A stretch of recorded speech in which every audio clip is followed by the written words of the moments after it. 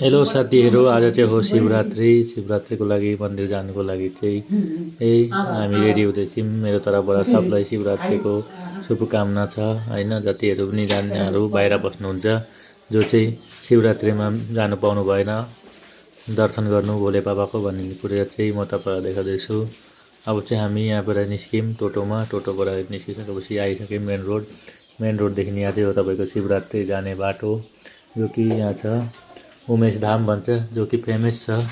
हुन त हामी घरबाट कुनै टाढो त छैन, तर पनि यहाँ राम्रो छ, राम्रो मेला लाग्छ। तपाईँहरू पनि कुनै दिन फुर्सद भएको दिन आउनुहोला यहाँ मेला हेर्नु, शिवरात्रि मेला भनी। त्यसपछि हामीले यहाँ दर्शन गर्नुको लागि सबभन्दा पहिला प्रवेशद्वारदेखि लाइन लागेर त्यसको बादमा हेर्न सक्नुहुन्छ। यहाँ हामी चाहिँ स्टेप बाई स्टेप पूजा गर्दै जाँदैछौँ। अहिले हेर्न सक्नुहुन्छ, बहुत अहिले त कमै भिड छ।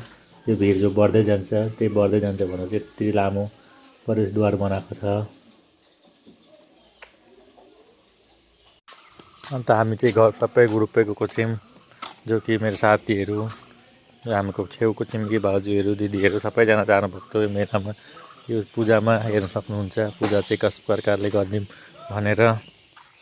अनि सबै जति पनि मेरो भिडियो हेर्नुहुन्छ त्यसले चाहिँ कमेन्टमा हर हर महादेव लेखिदिनु र मेरो भिडियोलाई लाइक गरिदिनु भनी आशा राख्छु।